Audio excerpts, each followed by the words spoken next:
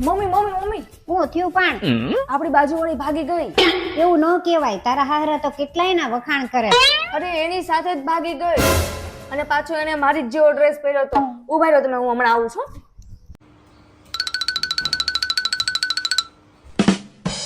તમને ખબર છે ઓલા બાજુવાળા ભાગી ગયા?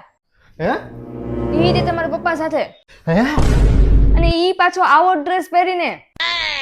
હા તે હોય ઈ તો એમાં શું થઈ ગયું? તમે તો મને એવું કહેતા હતા ને કે આવો ડ્રેસ તો કોઈની પાસે નથી અને આ તો સિંગલ પીસ છે ને આવું તો કોઈ પહેર્યું જ નહીં હોય. હજી તો આ ડ્રેસ અહીંયા આવ્યો જ છે એવું તો તમે બધું કહેતા હતા ને, તો એની પાસે આવો ડ્રેસ ક્યાંથી આવ્યો? બોલતા કેમ નથી? જવાબ આપો ને કે આવ્યો ક્યાંથી એની પાસેથી ડ્રેસ. અને તમે તો એમ કહેતા હતા ને કે હજી ડ્રેસ કાલે જ આવ્યો છે અને આખી શેરીમાં હવારમાં પોરમાં આટા મારતી હતી ડ્રેસ પહેરીને. ક્યાંથી આવ્યો? સાંભળ, શાંતિથી વાત સાંભળ. અહીં બેસી જા, પછી તને આખી વાત કરું. મારે કઈ હવે સાંભળવું જ નથી. હવે મને બધું સમજાય જ ગયું છે. તમે એને કપડા આપો ને પપ્પા ભાગી જાય. હું તો મારા ઘરે જાઉં છું. બસ. અરે પણ આમ જો 5 મિનિટ મારી વાત સાંભળી લે. અહીં બેસી જા પેલા શાંતિથી. 5 મિનિટ મારી વાત સાંભળી લે. પછી તને એમ લાગે ને કે ના ના મારી વાત ખોટી છે, તો તારે જે કરવું હોય એ કરજે. પણ તને જો એમ લાગે કે ના ના મેં જે વિચાર્યું એ સાચું વિચાર્યું છે, તો હું કહું એમ કરવું પડે. બોલો હાલો ફટાફટ, શું છે? હું જાવ જ છું 5 મિનિટ રહીને.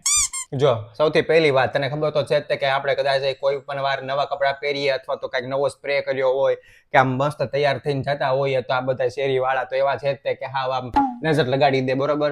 હા તો શું?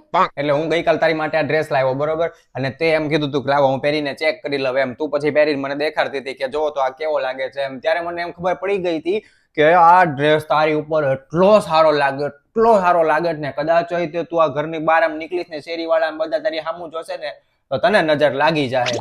તો શું પણ? એટલે પછી મેં એવું વિચાર્યું, સાંભળજો, કે જો તને નજર લાગી જાય તો આપણે પાછું આમ નજર ઉતારવું ને બધું કરવાનું થાય. કદાચ તને તાવ આવી જાય, કદાચ તને ઝાડા ઉલટી થઈ જાય, એટલે હવે ખોટું આપણે હોસ્પિટલ જવું, 2-3 દિવસ દાખલ થવું કે દવા લેવી, દવાનો ખર્ચો થઈ જાય, એટલું બધું આમ લાંબુ વિચાર્યું. કદાચ દોડાદોડી થઈ જાય, બરોબર, ઝાડા ઉલટી થઈ જાય, તારું પેટ ખરાબ થઈ જાય, તારી તબિયત ખરાબ થઈ જાય, પછી તું કઈક જમી ન શકે, એટલે તને પાછું કદાચ જાય ત્યાં તાવમાંથી વધારે તાવ આવી ગયો એવું કઈ થઈ ગયું તો શું પણ? પોઈન્ટ ઉપર આવો ને કે એની પાસે ડ્રેસ આવ્યો ક્યાંથી? કહું 2 મિનિટ તો રે, થોડુંક આમ કહું. 1 મિનિટ જો. પછી મને એમ થયું કે જો તને આટલું બધું થઈ જાય તો એ મારથી સહન ન થાય. બરોબર? અને આપણે ખોટું એવું કરવું એના બદલે મેં કીધું એને હું છે ને આવો જ એક ડ્રેસ એને અપાઈ દઉં. એટલે અને પછી મેં એમાંય કહી દીધું કે તમે આજે પહેરીને નીકળી જજો ગમે ત્યારે બહાર એમ. અને બહાર નીકળી જાય એટલે સૌથી પહેલા શેરી વાળા બધા આજુબાજુમાં લોકો બધા એની સામું જોવે, એને જોઈ લે એટલે નજર કોને લાગે? નજર તો એને લાગે, પણ એ જે હોય મેઇન મુદ્દાની વાત કરો. હા તો પછી નજર એને લાગી ગઈ. બરોબર? પછી તું બહાર નીકળ તો તને તો કોઈ જોશે નહીં, એટલે કે તારે આમ કઈ ડ્રેસ ઉપર ને કઈ નજર નાખશે નહીં કે એવું તો કઈ કહેશે નહીં કે આ ડ્રેસ ક્યાંથી આવ્યો, કેમ લીધો, ક્યારે લીધો, કેટલા લીધો, એવું તને કોઈ ન પૂછે. કેમ કે એને પેલા બધાએ પૂછી લીધું હોય, એને પેલા બધાએ જોઈ લીધું હોય.